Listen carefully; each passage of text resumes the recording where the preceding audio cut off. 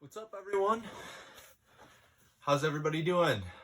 Today is Monday, and today I'm going to be reading you your story for ELA. We are reading Goodbye 382 Shin-Dang Dong. So when you're ready, turn to page 262. While you guys are doing that, I've been looking everywhere throughout my house for my cats. They're nowhere to be found. I think they must be outside exploring again. So maybe if they come back inside during the video, I'll try to get them in, but I'm not sure if they're going to be able to make it. So I hope everybody had a great Easter yesterday. I sure did, and I really miss all of you guys, and I really hope that we can get back to school as soon as possible. I would love to see all of you guys. Now, I am going to be soon setting up a Zoom meeting for our class, and I will be giving you guys and your parents more details about that when I get that all straightened out. So that will be fun for all of us if we can all get on there and be able to see each other on the live stream, that live video. Okay, so now I'm going to get started with our story. Our story, Goodbye Shin-Dang Dong. We're on 262. The genre is realistic fiction, and what that means is it tells about events that could happen in real life, even though the characters could be fictional. In this case, these characters, they are fictional, but this is something that could happen in real life. And if you look on page 263, our question of the week, the essential question is, why is it hard to adapt to a new culture? So I want you to think about that for a moment. Think about if you were to move to a different country, or even just visiting another country. How would you have to change the way you might do things? Because we know from country to country that things are a lot different. Things are different when it comes to the weather, when it comes to the climate. Things are different in the way that people communicate and the way that they speak with different languages. And also, their customs and religious beliefs are different throughout each country. So we'll be thinking about that as we read through this story. Okay, let's turn the page to 264. It says, "My heart beats in two places, here where I live and also in a place where I once lived. You see, I was born in Korea. One day my parents told me we were moving to America.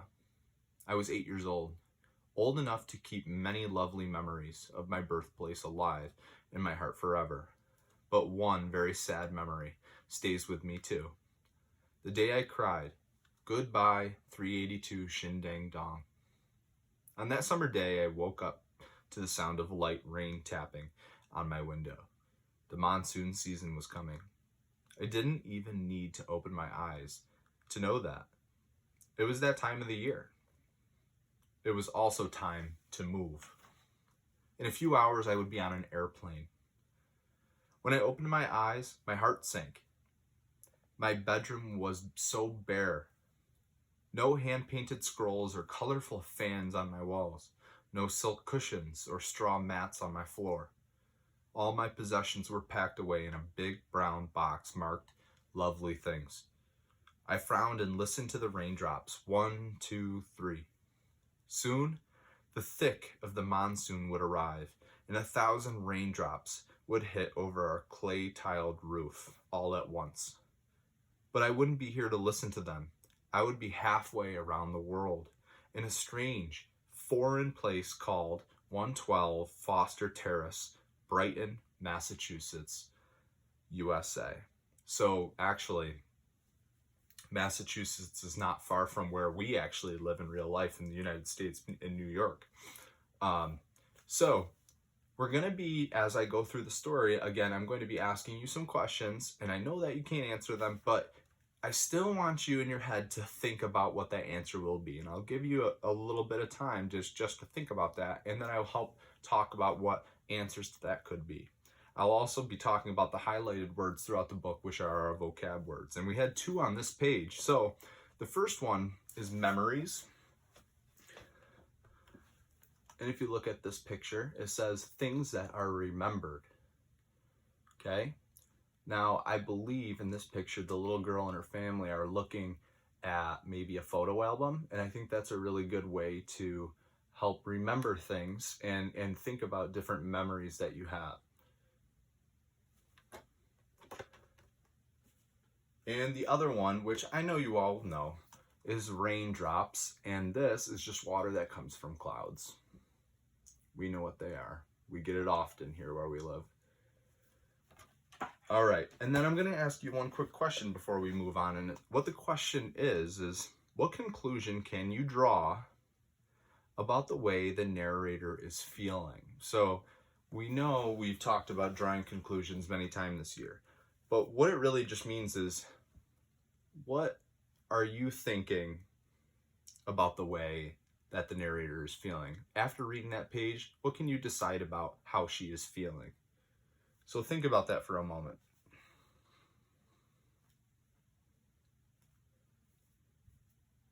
Well, I don't know if she's exactly the happiest. I think she might be a little bit sad. I know that it said in the page that she cried. It said that it was a sad memory, in that her heart sank, all thinking about these things about moving to the USA. So at this moment, I don't know if she's too happy. It seems kind of melancholy and sad. So go ahead, turn the page to 266. It says, "My parents were very excited. Jang Mi, you will like America," Dad tried to assure me. "Are the seasons the same?" I wondered. "Oh, yes. With monsoons, rains?" "No friends either," I moaned. "You will make many new friends in America. Mom promised me, in your new home." But I loved my home right here. I didn't want to go to America and make new friends. I didn't want to leave my best friend Kusuni. After breakfast, Kusuni and I ran out into the rain and to the open market. Monsoon season was also the season for sweet yellow melons called chummy. Kusuni and I would often peel and eat chummy under the willow tree that stood outside my bedroom window. But today the chummy were for guests who were coming over for a farewell lunch. At the market, we peered into the endless baskets and took our time choosing the ripest, plumpest chummy we could find. "Do you think they have chummy in America?" Kusuni wondered. "No," I replied, "but my mom says that they have melons called honeydew." "Honeydew?" Kusuni giggled. "What a funny name." Okay, let's look at this one vocab word we have here, and that's farewell. And farewell just simply means goodbye. Sometimes people throw farewell parties for each other when one might move away, or maybe if someone is retiring from a job, that's similar to having a farewell or saying a goodbye. Very good. Now, how are Jang Mi's feelings different from the way maybe her parents feel? I want you to think about that. How are Jang Mi's feelings different from the way her parents are feeling? Well, Jang Mi, like we said on the last page, seems to be a little bit sad. She is, I think, a little bit more upset and maybe a little nervous about moving to the new country, but her parents are really trying to make her feel better about it. So I think that maybe her parents are even a little bit excited compared to Jang Mi. Okay, very good. Let's move to 268.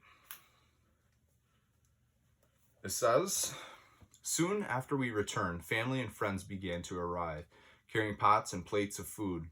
One by one, they took off their shoes, then entered the house. Grandmother was dressed in her most special occasion hanbok.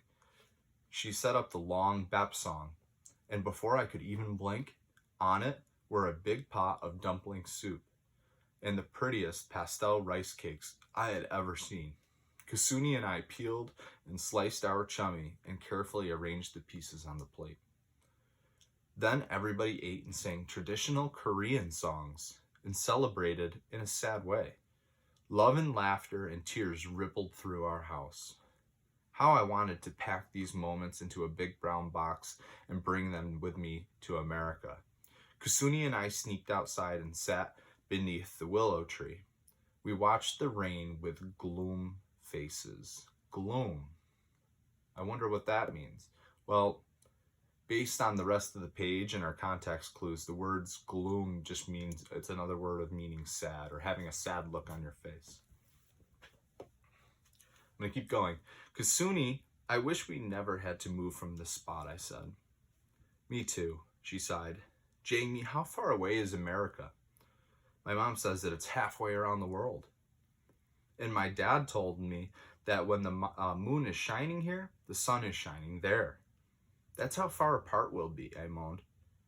That's really far, Kasuni moaned back. We watched the rain grew more gloom than ever. Then Kasuni perked up. So when you're awake, I'll be asleep. And when I'm awake, you'll be asleep, she declared. At least we'll always know what the other one is doing. All right. And when you're ready, go ahead and turn to page 270. I'm going to just check to make sure that my video is still recording. Hold on one second, guys. Yep, we're good. So just take a break from the story for a second. I think it's been about 2 or 3 months since I've gotten a haircut, and my hair is just looking really crazy. So I hope you guys aren't staring at how bad my hair looks right now. Okay, don't make fun of me on Google Classroom, okay? I know that it's getting a little bit crazy. All right, guys, back to the story. We're on page 270. That moment, our faces brightened, but a moment later, we had to say goodbye. Kasuni held back her tears. Promise me you'll write to me, Jangmi? I promised, Kasuni. It was time to go to the airport. Kimpo Airport. Dad instructed the taxi driver. The taxi slowly pulled away. I looked at our beautiful home one last time. Like rain on the window, tears streaked down my face. Goodbye, 382 Shin-Dang Dong, I cried, which is her address in Korea, which is why she's saying goodbye to it. Now, the vocab word on this page, airport. I don't know if you've ever been to an airport before, but an airport is just simply where you go to get onto a plane, and the plane takes you from one place to another. And planes can move much quicker than cars. I think you're all aware of that. And if you're going to fly from Korea to America, you're going to have to fly over some oceans. I'm not sure which way, but I would imagine they're flying over either the Pacific Ocean, or if they go the other way, they could be going over the Atlantic Ocean. So, we're on page 271. On the long ride to the airport, Dad asked me, do you want to know what your new home looks like? Okay, I shrugged. Let's see. Dad began. It's a row house. A house that is attached to other houses, Mom explained. And inside the house are wooden floors, Dad added. No ondel floors? I asked him. How will we keep warm in the winter without ondel floors? Well, there are radiators in every room, Mom said with an enthusiastic clap, and a fireplace in the living room. Imagine. No, I could not imagine that. In our home, we had a fire in the cellar called the ondel. It stayed lit all the time. The heat from the ondel traveled through underground pipes and kept our wax-covered floors warm and cozy. A fireplace in the living room sounded a little bit peculiar to me. The word peculiar just means strange, in this case. And the rooms are separated by wooden doors, Mom added. No rice paper doors? I wondered. My parents shook their heads. No, Jamie. My eyes closed with disappointment. I had a hard time picturing this house. Would it ever feel like home? So, obviously still Jamie's not too excited about moving. She's not very excited about hearing about these new things. And you know that because what are some of the new things that might be different in her new home? Well, the things that are different are the floors. In Korea, she had the ondel floors that were heated differently. But in her new home here in America, they have wood floors. Let's see, what else? Oh, and they also said that they would have a fireplace, which they did not have in Korea. So things are different. They had wooden doors in America, but they had rice paper doors in their home in Korea. So much different for Jamie. Go ahead, turn the page. We're on 272. On the airplane, I sat by the window. We flew over rice fields and clay-tiled roofs. Already I felt homesick. The next thing I knew, we were flying over the ocean. At first I could see fishing boats rocking in the waters. As we climbed higher into the clouds, the boats grew smaller and smaller. Suddenly the world looked very big to me. Goodbye, 382 Shin-Dang Dong, I cried again. Dad sat back in his seat and began to read an American newspaper. The words were all foreign. Dad, I asked, how will I ever learn to understand English? Oh, it's not so hard, he said. Would you like to learn an English word? Okay, I sighed. After a pause, Dad came up with rose. Rose? I repeated. What does that mean? That's the English translation of your Korean name, Mom said. Rose means Jangmi, I asked. Yes, my parents nodded. Rose, I said over and over. Would you like to adopt Rose as your new American name? Mom asked me. No, I like my name, I insisted. And you know what? I kind of don't blame Jamie for not wanting to change her name. If I had moved to a different country, I don't think I would want to change my name either. Actually, speaking of changing names, Allison has to change her name this summer when we get married. And at first, I don't think she was very excited about it. But finally, I think she's gotten to be a little more excited about taking on the last name of Watson because she has to change her name. All right. Vocab word, homesick. Homesick means to be very sad because you are far away from home. And that's how Jamie is feeling right now. Okay, let's flip the page. 275. On a foggy morning, 4 days later, we arrived in Massachusetts. After we gathered our luggage, we climbed into an airport taxi. Even through the fog, I could see that things were very different in America. There were big, wide roads called highways. The rooftops were shingled instead of clay tiled. People shopped in glass-enclosed stores instead of open markets. No rice fields, no monsoon rains, so many foreign faces. Slowly, the taxi pulled up to a row house on a quiet street. Red brick steps led up to the wooden door. Here we are, Jangmi, Dad said, 112 Foster Terrace, Brighton, Massachusetts, USA. That's her new address. The house was just as my parents had described. I took off my shoes and walked on the wooden floors. They felt very cold. I opened wooden doors. They felt very heavy. Outside, the fog had lifted, but inside, everything felt dark and strange. Look, Dad pointed out the window. There's a tree just like the one at home. No, it's not, Dad. It's not a willow tree, I said. No, he agreed. It's a maple tree, but isn't it beautiful? 382 Shin-Dang Dong, 382 Shin-Dang Dong. I wanted to go home to 382 Shin-Dang Dong right now. Only a knock at the door saved me from tears. Mom announced, the movers are here. Okay. So, our vocab word on this page is described. And when you describe something, it just means that you're telling about it. So, on this picture, it looks like this man is telling about something that he had built. Now, the other question I wanted to ask are, what are some of the examples of things that are foreign to Jangmi? In other words, what are some of the things that feel a little bit different to her right now in her new house? Well, some of those things are, it felt very quiet.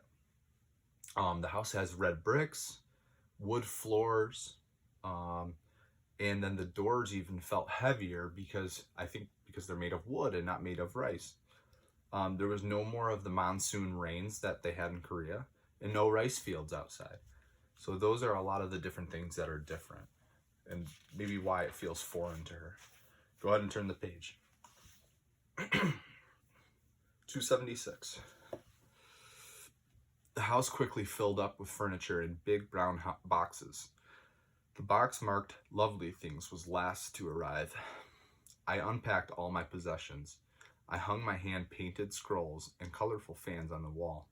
I placed my silk cushions and straw mats on the floor. Then came another knock. To our surprise, a parade of neighbors waltzed in carrying plates of curious food. There were pink and white iced cakes and warm pans containing something called casseroles. A girl my age wandered up to me with a small glass bowl.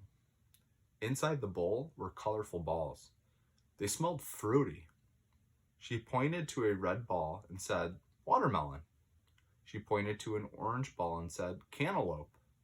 Lastly, she pointed to the green ball and said, "Honeydew." I took a green ball and tasted it. It was as sweet and delicious as chummy. The girl asked me a question, but I couldn't understand her. She wants to know what kind of fruit you eat in Korea. Dad stepped in. "Chummy," I replied. "Chummy," the girl repeated, then giggled, just like Kasuni. Okay, so she seems to be making friends with the new girl, and they're kind of comparing the foods that they eat. So, but she is starting to enjoy, or she enjoys this new fruit that she's eating. So maybe she's beginning to accept her new home and this new place that she's living in. So we have two more vocab words. I believe these are the last two. Yep. We have curious, and what curious means is that you are really wanting to know or find out something. So in this picture, they must be very curious to find something out that's in the book that they're reading. And the other vocab word, which we know what this means, it's delicious. And delicious is something that's yummy, it's very pleasing, satisfying, or delightful. And there's that. Like a popsicle. All right, we're moving on to page 278. And this is our last page. It says, "She asked me another question. She wants to know your name," Dad said. "Maybe someday I would adopt Rose as my American name, but not today." "Jangmi," I replied. "Jangmi," the girl smiled. "My name is Mary." "Mary," I smiled back. I had made a new friend. Later, when all the guests had gone home, I went outside and sat under the maple tree. Dad was right. It was beautiful. Maybe someday Mary and I would sit beneath this tree and watch the rain fall. And maybe I would come to love it as much as our willow tree back home in Korea. But not today. I began to write, "Dear Kasuni." My best friend was so far away from me, so very, very far. But at least I knew where Kasuni was and what she was doing. She was halfway around the world, sleeping to the sounds of 1,000 raindrops hitting her clay-tiled roof all at once. All right, so that ends our story. I just have a couple more questions before I let you guys go.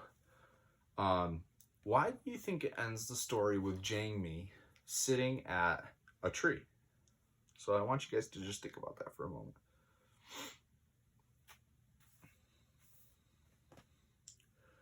Well, if you remember back earlier in the story, one of the things that Jangmi liked to do was hang out with her friend Kasuni near that willow tree.